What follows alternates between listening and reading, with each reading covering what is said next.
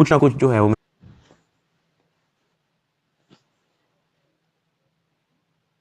जिससे कुछ negatively impact हुआ है, या कोई प्रमोशन ऐसी हुई है जिससे कोई नेगेटिवली इम्पैक्ट हुआ है, मैं उस चीज़ के लिए पूरे कौम से माफ़ी मांगता हूँ। Let the court handle. मैं लीगली इस मैटर को एंड तक देखूँगा। मैं कोर्ट्स के साथ पूरी तरह कोऑपरेट करने को रेडी हूँ और कर रहा हूँ। मैं इदारे के साथ पूरी तरह कोऑपरेट करूँगा और जो भी जज साहब मेरे केस का फ़ैसला लेंगे मैं वो कबूल करूँगा। मेरा और मेरी फैमिली का जो 3.5 माह का एक्सपीरियंस है सिर्फ वो बताने आया हूँ। 16 अगस्त 2025 को जब मैं सो के उठता हूँ तो मैं बड़ा एक्साइटेड होता हूँ, क्योंकि हमने अपने दोस्त वगैरह मेहमान बुलाए होते हैं, हमने अपने घर में दावत रखी होती है, मेरे सब दोस्त आते हैं, बड़ा इंजॉय करते हैं, हम खाना शाना खाते हैं, गपशप लगाते हैं, मेहमान चले जाते हैं। उसके बाद मैं और रूब पैकिंग में लग जाते हैं, क्योंकि हमें मलेशियन गवर्नमेंट का एक इवेंट है, उधर से इन्वाइट आया होता है कि डकी भाई आप आएँ, हमारे लिए कुछ वीडियोस वगैरह बनाए। पूरे पाकिस्तान से उन्होंने एक मेल और एक फ़ीमेल को चुना है, जिसके अंदर मेल में उन्होंने मुझे चुना है। बाकी कंट्रीज़ से भी उन्होंने एक मेल एक फ़ीमेल इनवाइट किए हुए थे और मैं बड़ा एक्साइटेड था कि पूरे पाकिस्तान के अंदर से उन्होंने एक बंदा चूज़ करना है और उन्होंने मुझे चुना। मैं बड़ा ऑनर फील कर रहा। हमने बड़ी जल्दबाजी में पैकिंग की, क्योंकि मेहमान आए होते हैं, हमें टाइम नहीं मिलता, और मुझे नहीं पता था कि जब हम पैकिंग करके अपने घर से निकलेंगे तो मेरी ज़िंदगी का सबसे मुश्किल वक्त शुरू हो जाएगा। मेरे वहमो गुमान में भी नहीं था कि मेरे एयरपोर्ट की तरफ चल पड़ती है। एयरपोर्ट पहुँचते हम सामान अपना अनलोड करते हैं। रात के 9 बजे के करीब हमारी फ़्लाइट होती है। हम काउंटर पे जाते हैं और हमें अपना बोर्डिंग पास मिल जाता है। उसके बाद जहाँ पे इमिग्रेशन होनी होती है, जहाँ पे आपके पासपोर्ट पे एग्जिट स्टैंप लगती है, हम जब वहाँ पे पहुँचते हैं तो वो मेरे से पूछते हैं कि आप पे कोई FIR तो नहीं है। मैंने कहा नहीं। कहता आपका साइबर क्राइम में कोई इशू है क्या? मैंने कहा नहीं। कहते आप हमारे साथ आ जाएं। मैं और रूब एक दूसरे की तरफ देखते हैं कि ये क्या हो गया। हम किसी को ऑन टाइम ज़्यादा इन्फॉर्म ही नहीं कर पाते हैं। मैंने ज़िया को सिर्फ मैसेज कर दिया है कि ये इस तरह से इशू हो गया है, तो शायद हम फ्लाई ना कर पाएँ, तो आप प्लीज़ गाड़ी जो है वो एयरपोर्ट ले आओ और हमें यहाँ से पिक कर लो। हमें लगा कि शायद हमें बस सिर्फ फ्लाई नहीं करने देंगे और हम घर जा सकेंगे। 5-10 मिनट के बाद इमिग्रेशन वाले हमसे हमारे मोबाइल ले लेते हैं, कहते हैं कि इसको एयरप्लेन मोड पर लगा दें, और अरूब की तरफ वो इशारा करते हैं कि अगर आप जाना चाह रही हैं मलेशिया तो आप जा सकती हैं।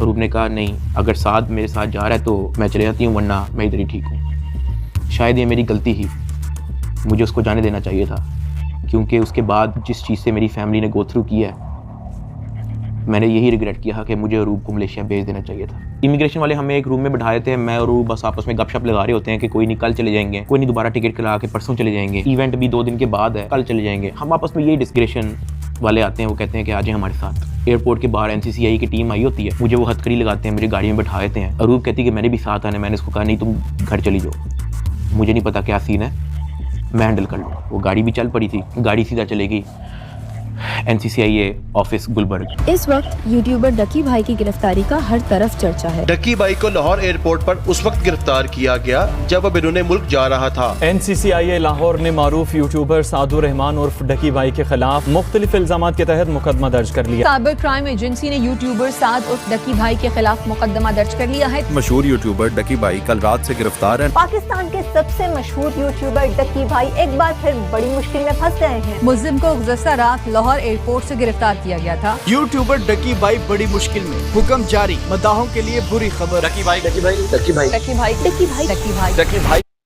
इंट्रोड्यूसिंग मशरिक। तकरीबन 11 बजे हम NCCI ऑफिस पहुंच जाते हैं। हथकड़ी मुझे लगी हुई थी, मुझे ऊपर एक रूम में लेके गए। जब मैं NCCI के ऑफिस पहुंचता हूं तो वहां पे 6-7 ऑफिसर्स बैठे होते हैं। मेरी हथकड़ी वो खोल देते हैं, मुझे कुर्सी पे बिठा देते हैं और मेरी इंटेरोगेशन शुरू हो जाती है। वहां पे मेरे से क्वेश्चन करते हैं एप्लीकेशंस के प्रमोशन के बारे में। वहां पे मुझे पहली बार आइडिया होता है कि मेरा इस इशू पे मुझे एयरपोर्ट पे रोका गया। खैर मेरे से वो जो सवाल करते गए मैं उनको बताता गया। मेरे पास 3 मोबाइल थे, मैंने तीनों मोबाइल के पासवर्ड उनको दिए। उन्होंने मेरे से मेरे जीमेल अकाउंट के पासवर्ड पूछे, मैंने वो भी उनको ऑन द स्पॉट दिए। उन्होंने मेरे से मेरे लैपटॉप का पासवर्ड पूछा, मैंने उनको ऑन द स्पॉट दिया। ऐसा भी नहीं कि मैंने उनको कोई बहाना लगाया हो कि मैं पासवर्ड भूल गया हूँ, because I had nothing to hide. मैं इदारे के साथ कोऑपरेट करना चाहता हूँ। मैं ये नहीं चाहता कि इदारा ये सोचे कि मैं कुछ छुपा रहा हूँ। मेरा 23 दिन का रिमांड लिया गया। वो सारी इन्वेस्टिगेशन मैंने पहले 23 मिनट के अंदर दे दी थी। कई घंटे गुजर जाते हैं और तमाम ऑफिसर्स मेरी इंक्वायरी लेके चले जाते हैं, सिवाय एक के, जो मेरे इन्वेस्टिगेशन ऑफिसर्स थे, असिस्टेंट डायरेक्टर शुएब रियाज साहब। मेरे IO के अलावा जब तमाम ऑफिसर्स चले जाते हैं तो एक प्राइवेट बंदा बाहर से अंदर आता है। तो IO मुझे कहता है कि तुझे पता है कि तेरे पे FIR होने वाली है?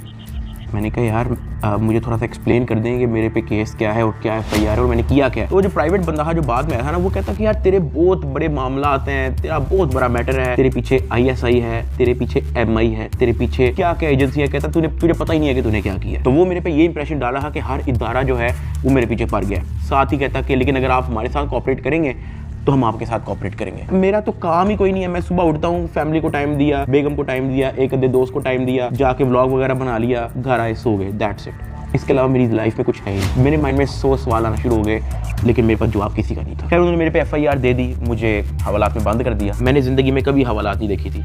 उस रात मैं नहीं सोया, मैं जागता रहा, रोशनी होगी। हवालात में सिर्फ एक ही लड़का था, मैंने उससे भी कोई ज़्यादा बातचीत नहीं की। सुबह 10-11 बजे के करीब एक बंदा आया, उन्होंने मुझे हथकड़ी लगाई और मुझे कोर्ट ले गए कि आपको जज साहब के सामने पेश करना है। मेरी फैमिली में से किसी भी बंदे ने आज तक कोई कोर्ट, कोई कचहरी, कोई पुलिस स्टेशन, कोई हवालात, कोई थाने, उनमें से किसी चीज़ का उनको नहीं था पता। जज साहब ने 2 दिन का रिमांड दे दिया। मुझे तो रिमांड का मतलब ही नहीं था पता। मुझे हथकड़ी लगा के फिर से NCCI ऑफिस ले जाते हैं और मुझे हवालात में बंद कर देते हैं। उससे नेक्स्ट डे की बात है, मेरी इन्वेस्टिगेशन चल रही होती है। Additional director NCCI Sarfaraz Chaudhry साहब, शदीद गर्मी होती है, इतनी गर्मी कि आप कूलर के बगैर नहीं रह सकते। मैं अपनी कमीज़ उतारता हूँ, बॉटल को अपनी शर्ट के अंदर डाल के ऐसे उसको मैं लपेटता हूँ, अपने सर के नीचे रख के मैं लेट जाता हूँ। 2 दिन मेरे ऐसे ही गुजरे। जेल के एक्सपीरियंस में मैं ज़्यादा डिटेल में बात नहीं करूँगा इस वीडियो में, मैं वो फिर कभी आप लोगों को एक्सपीरियंस बताऊँगा। 3 दिन मैं उस सेल में रहा, मुझे किसी ने नहीं बुलाया, किसी ने कोई आवाज़ नहीं दी। तीसरे दिन एक ऑफिसर आता है और उसके हाथ में एक चिट होती है। वो चिट की तरफ देखता है, वो कहता है साधु रहमान की रही। मैं अपना हाथ कर करता हूँ कि जी सर। मैं कहता आजा तेरी मुलाकात आई है। वो फीलिंग ही बड़ी अजीब सी थी कि आपको किसी ने पूछा है, आपसे बात की है किसी ने, और इससे पहले मुझे पता ही नहीं था कि मुलाकात क्या होती है। खैर उसने मुझे मेरे सेल से निकाला, मुझे एक जगह पे ले गया और 3 दिन बाद मैंने किसी अपने को देखा। मेरी माँ, अरूब और ज़िया वहाँ पे खड़े हुए थे, लेकिन मैं उनको मिल नहीं सकता था, उनको गले नहीं लग सकता था, मैं उनको सलाम नहीं कर सकता था क्योंकि हमारे दरमियान में शीशा लगा हुआ था। उनकी तरफ एक लैंडलाइन पड़ा हुआ था, एक लैंडलाइन मेरी तरफ पड़ा हुआ था और उस लैंडलाइन में ही आप बात कर सकते हो। मैंने ज़िंदगी में इतना बेबस फील नहीं किया। एक लैंडलाइन उनकी तरफ पड़ा होता है, एक लैंडलाइन मेरी तरफ पड़ा होता है। एक तरफ से अरूब फ़ोन उठाती है, दूसरी तरफ से मैं फ़ोन उठाता हूँ और वो कहती है क्या हाल है। मैंने कहा मैं ठीक हूँ। उसके आगे वो कुछ नहीं बोलती। 2 मिनट मैं भी चुप रहता हूँ, 2 मिनट वो भी चुप रहती है। अचानक कहती है कि साथ ये क्या हो गया ये सब।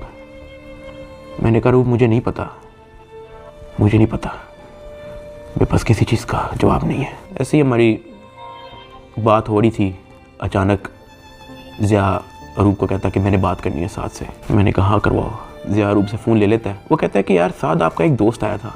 मैंने कहा हाँ। कहता यार वो तो सारी डिटेल हमसे मांग रहा था और उसको सब कुछ पता है, तो आप उस पर ट्रस्ट करते हो।